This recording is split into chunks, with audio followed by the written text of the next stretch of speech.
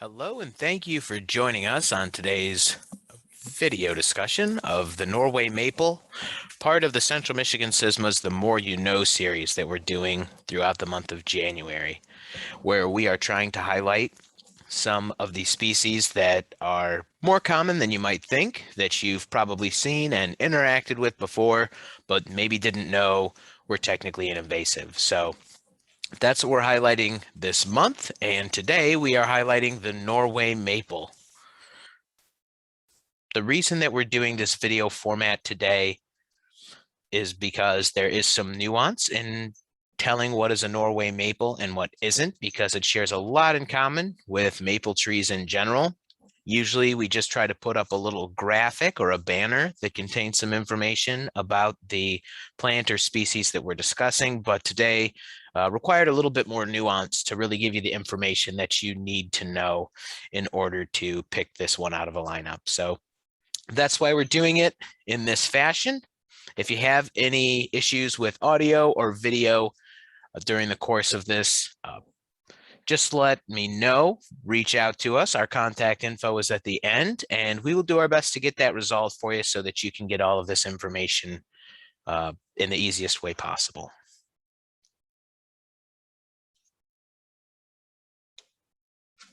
So, what does a Norway maple look like? Misson describes it as being a medium-sized tree. It looks pretty big to me, but I guess when you compare it to something like a redwood or a sequoia, yeah, I guess it's a medium tree. So it is 40 to 60 feet tall, and the trunk will have a 1 to 2 foot diameter most of the time. The leaves are wide with 5 lobes on them, and they have a few teeth along the edges. So those teeth are just the little points or serration that many leaves will have along the outside of it. So we'll see an image of what that looks like in just a second. They start out as green and can go to bronze in color. You know, they change color in the fall, just like any other maple. It also has yellow-green flowers that appear in the spring, usually around the same time as the leaves. And then for the seeds, it has those notorious helicopter seeds that all maples have. Those are called samara, and these show up in pairs. And the way that they are paired, there's almost a straight line at the top. It's a very open pairing, and you'll see an image of that in just a second. And that's going to be one of the ways that we tell it apart from others, and we'll expand on that a little bit later on.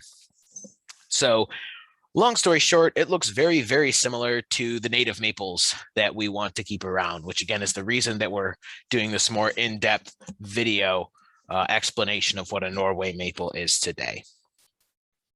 So again, we have the samara here.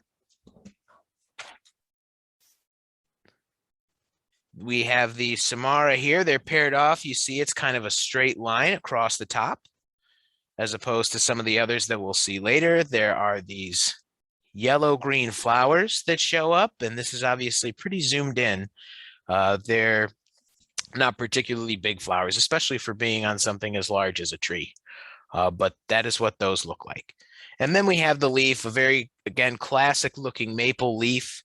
Those are the teeth that we were talking about a little bit earlier. It has these points all throughout the edge of the leaf there, but not a ton of them.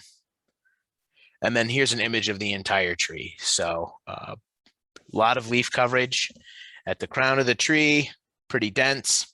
You can see there's not a lot of trunk before it really starts producing those branches that will then produce leaves. It's a very standard looking maple tree, and that's kind of the issue. So why is it a concern that this tree that presents itself like all of the other maples that we love, why is that an issue? Well, for one thing, it monopolizes the soil. So being a plant of that size, it takes in a lot of nutrients and a lot of water to grow to be that big, which leaves that much less for everything else that would otherwise grow there. Also complicating the growth of other species near it is the fact that because it has that dense crown of leaves, It shades out the undergrowth. So any smaller plants that might grow underneath it just don't have the ability to do so. They need some of that sunlight, and it's tough to get it under a tree that's that dense with leaves. Anybody that has a maple in their yard probably knows the struggle of getting even something as simple as grass to grow underneath it. It's difficult to do. It's also a very heavy producer of seeds. It'll produce those Samara seeds, not every year, but once every 1 to 3 years typically, and it'll make a whole bunch of those. Again, like all other maples. Anybody that has a tree knows just how many of those show up on the lawn when they start falling.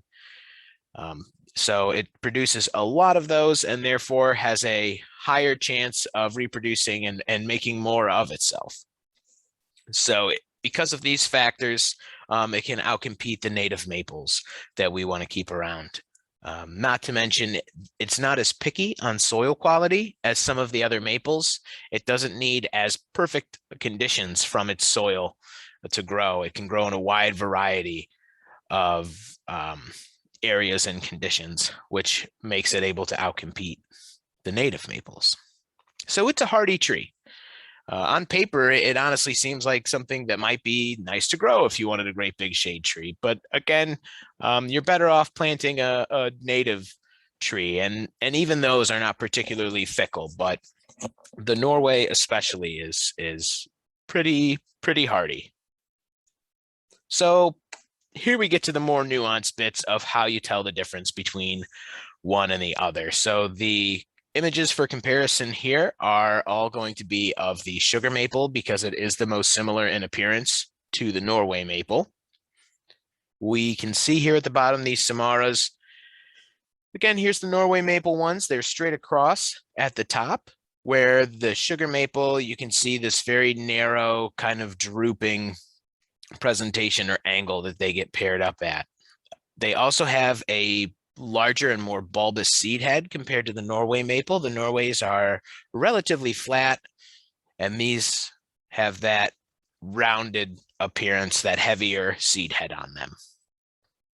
One of the biggest indicators that you can look for in the spring, summer, and even a little bit into the fall, once it has developed its leaves, is going to be this milky sap. So if you pull a leaf away from it, you'll see the sap come out the end, a bit like a poinsettia plant. If you've ever dealt with those or seen a little tear in the leaf and this white fluid will come out of it, the Norway maple does the same thing with its leaves and some of the stems. So if you're ever not sure and it has the leaves on it and it's not too far into the fall, you can pluck a leaf off, and if this is what you see coming out of it, then you have a Norway maple. There's also some differences, subtle ones, between the kind of shape of the leaves between the sugar and the Norway. If you take a look, this is a sugar maple leaf on the top, and the space between those lobes has a deeper cutout in it than the Norway maple does. And even with the sugar maple, they get considerably deeper than that, sometimes even. But this is just an example to show how similar they really can be. But again, it cuts in deeper than it does here, if you can see. And then all of the points on the Norway maple come to this narrow, fine, very pointed tip, whereas the sugar maple here, you can see that's a little bit more rounded. I mean, most of them do come to a point. It's not as sharp as of a point as the Norway, but these inner points here on the, second and fourth lobe are rounded on the inside as opposed to pointed. So all the ones on the Norway are going to be pointed like that. Then again, at the base, you can see the Norway curves in a bit more on either side of the stem than the sugar maple does. I mean, obviously it does go in a little bit here, but it's more pronounced on the Norway. So that one's a little bit more subtle to tell. But if you are really looking for ways to help identify one versus the other, and you're running out of options, that can be a helpful way to do it. So again, the seeds, the shape and formation, the white sap is going to be a big one, and then some of the subtle variations between one leaf and the other. So if you do find a Norway maple, there's a few things that you can do, and it's going to depend on the size of the tree. Now, if it's developed into a full-size tree at this point, your option would be to go ahead and have it cut down by somebody.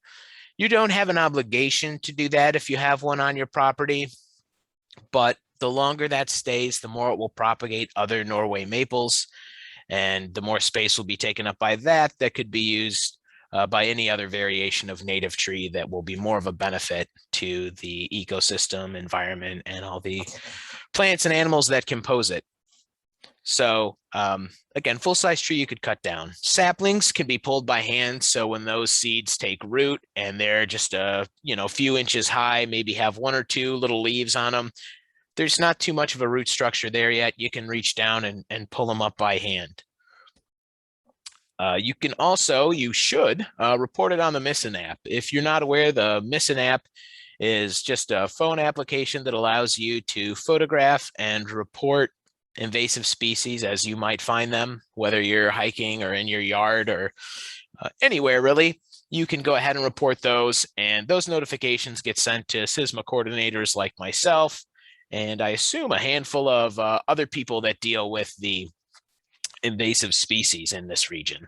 So the Missin app is great to have for reporting anything, not just the Norway maple. So we encourage you to get that app on your phone. It is a free application, and we're always happy to help you with troubleshooting and stuff on that as well.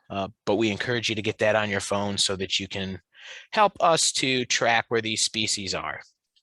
And of course, you can report it directly to your local CISMA. My contact information is going to show up on the next slide, and we'll kind of hold it there for a second so that you can take that down as you need to.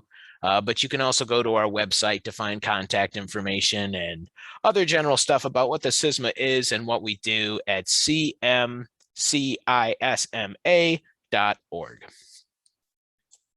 So thank you for joining us today. I hope that this clears things up and that you're able to better identify a Norway maple versus some of the other maples that we want to keep around. If you have any questions or would like to report any invasives, please do so with the following. My phone number for the coordinator line is 989-414-2237. You can also email me at coordinator@cmcisma.org.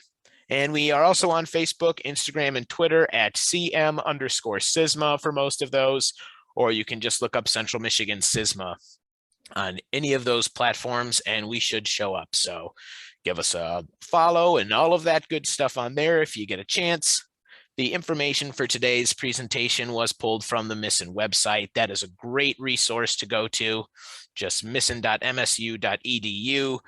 You can check out mapping, you can check out images, and you can check out helpful information like the stuff that was used today for this presentation. So we hope that you learned a thing or two about the Norway maple. Please do not plant it, and please help to continue us battle back against some of these invasives so that we can get more of the native plants and species propagating and being of greater use to the plants and animals around that need these plants and species in order to survive. Thank you so much, and have a great day.